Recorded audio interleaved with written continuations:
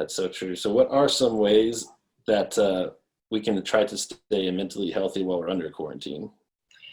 Yeah, so my favorite thing has always been getting connected with nature. So even in our practice, we have an ecotherapy garden space, and this is pre-pandemic. Little did I know how useful this will be in those ways. And it's because getting connected to nature in any way is grounding. So there's like this perspective that when we go back and into nature, even if you're just standing outside for a second, that you get this concept of like restoration, coming back to baseline and where we're at.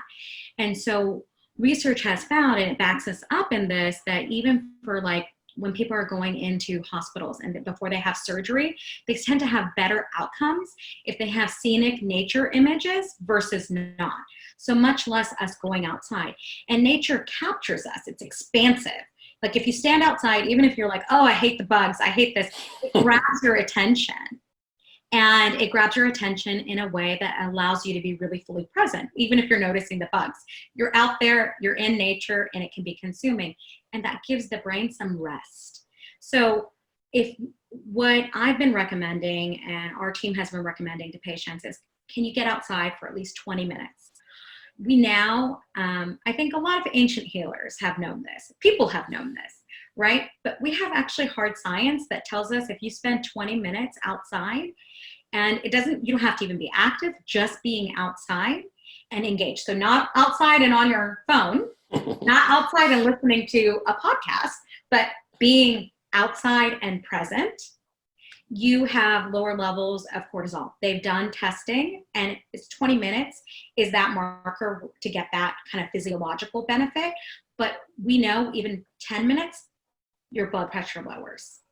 Your parasympathetic nervous system and that's the good part of your nervous system. That's not your fight or flight. That's the, let me soothe you. Let me calm you down, gets activated. So I think being outside is become vital. I've never seen in my neighborhood so many people outside walking ever. I mean, we have a family-friendly neighborhood and all those things, but just to the point, like it's like the sidewalks were crowded because that's what people can do. There's an innate healing and propensity, I think, if we let ourselves to move towards what actually works for us, if we can listen to that part. So I think that nature is one of my big things. I've been prescribing the nature pill to people left and right, and it works. It gives you that kind of sense. Exercise, obviously, right? We know this, but I think people who love to work out, they're like, yes, of course, I'm going to keep working out. But not everyone loves to work out. I'm so on that. But same here. Right. It's not like my favorite. I do it because I want the cardiovascular health, but it's not my like go-to. This is going to I'm going to just run towards running, maybe run a little away from running. However, what I like to tell people that like to work out or not, is that you don't have to go outside and have just like this very hard workout or even indoors. You just need moderate exercise. And if you are getting your body moving, even just moderately, you're setting off those feel-good hormones and endorphins and those things that let you feel more calm. And we also feel more productive. The brain likes tasks. And even if you're like someone that hates structure and hates tasks, the brain, I will tell you, likes to have completed something. And so if you work out and you do 10 minutes and that's all you do, you're still doing something really great for your body and you're shifting the blood flow. There's even some research out there that I like to tell people is that if you're anxious or you're depressed, that's usually some rigid thinking. It's like, right, you have these thoughts that are kind of crowding your brain and they're a bit loud and it goes in the same kind of pathway. That neuroplasticity is this way. If you exercise or you're out in nature, that loosens up that neuroplasticity because it's sending good blood flow. And so the theories is that it helps you grow more neurons.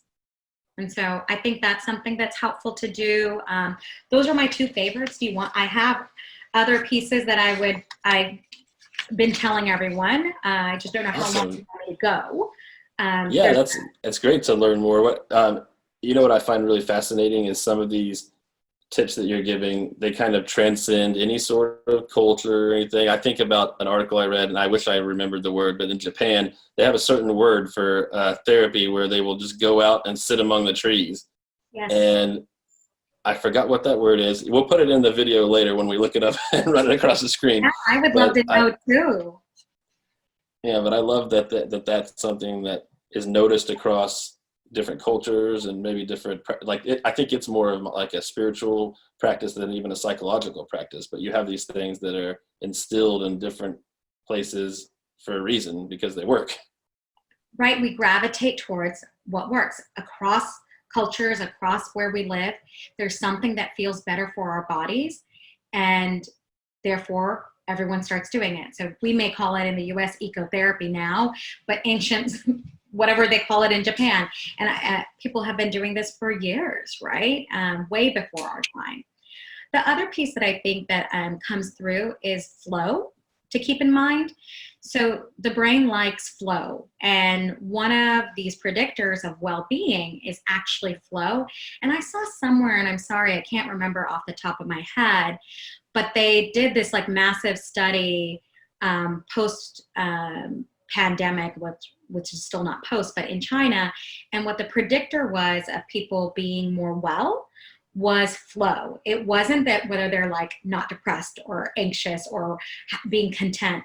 Flow is when you get to this sweet spot and you're engaged in something like, I think one article I saw, it was in the New York Times, they were talking about either painting or if you're playing basketball and it's rhythmic and you're in this flow and you're consumed, your brain is totally engaged on the present task and you're in a flow. So now a lot of people in quarantine, your whole house is living together. You have kids that are not at school anymore. I will tell you myself, the flow has been harder to find. And so, but then we also see that all these people have been trying to like garden and like make bread. I think that what the article was saying, and it just spoke to me because I've known about flow for years, but I was like, oh, that's what that is. People are gravitating to try to find something that gives them flow.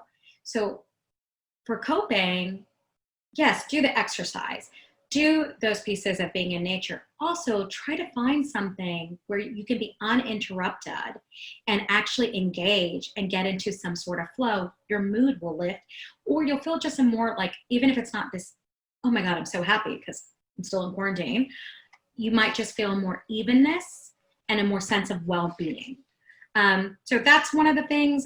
Also with anxiety thoughts, I think that would be important to talk about is going, so all of us, right, we have, whether we run anxious, whether we run depressed or not, a pandemic breeds anxiety. We are absorbing it consciously or unconsciously. And for some people, it gets very loud. And so I always like to say anxiety and depression, they're big liars. They're super big liars. But if a big liar is going to come over to your house, are you going to ignore someone that comes to your house, and are you going to open the door, let them in, and are you going to totally ignore them, or are you going to greet that person because they came into your house? We're going to greet them, right? Right. You can't totally ignore them. It'd be nice, but they came into your house, they're at the door, they may not be your favorite person, but social norms indicate that we should at least give them a nod. So I like to tell people, greet your guests. They may be lying to you. They may not be your friend, but you must greet them and give them their due. So there's common sayings like name it to tame it. If you resist, it will persist. So it's the same thing with these thoughts of anxiety or anything that's boggling down in your mind. I think as human beings, a lot of us, if we feel uncomfortable, if something is hot, we run away. Why would we touch something that's on fire? That seems stupid. Our brain tells us, run. But actually, we really have to actually touch it. And you don't have to stay in it. You don't have to keep burning your hand, but a little bit of touching it and acknowledging it. Acknowledge that guest and say, hi, I see you. And yeah, I'm having that thought, talk with someone with it, a therapist, a friend that can hold that for you and not add to it. Write it down, put it somewhere, and then it might come back up. Greet it again. You don't have to entertain it all day long, but you have to be polite. So I say, hi, anxiety. Hi, depression. I see you.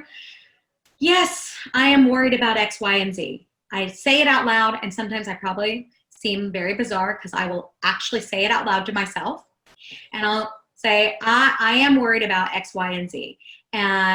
But there's nothing I can do about it right now. So now I'm going to re-engage and try to get in some flow. And it's going to circle back. I'll engage it again, and then I redirect. But if we try to push it out the door, it's going to come back like a tidal wave or store in our bodies.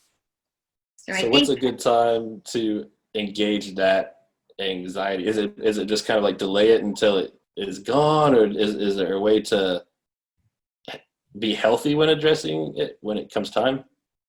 Yeah, so I think that it depends on someone. Let's say it's light anxiety. So I'm going to go with that because, right, it depends on the person. It depends if they have what kind of actual, if they had OCD, if they have but let's say that this is someone that has become anxious just from the pandemic. Maybe they've always run a little bit worried, but they don't have maybe where it interferes with their life. And so I would unpack it. So you would want to unpack it. It comes into the door. I'd want to entertain my guest of anxiety and say, what is it that I'm worried about? Okay. Now, what can I know for certain about this?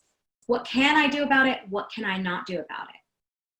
And then I put that all together and say, this is what I'm really worried about. It is unknown. What I can do is wash my hands and maintain my mask or socially distance. That's what I can control. Now, I'm still worried and I'm going to have to tolerate that distress. If you're working with a therapist, we finagle that a little bit more depending on what your unique concerns are and talk you through it. We also see where you're storing that in your body. We give that area breath and openings and we work with it. So my firm belief, right, I'm a therapist, is that if you have those emotions, they need voice. Now, how much voice? Do we spend all day doing this? No, that's where we greet it after we've unpacked it. Sometimes I assign people a worry time.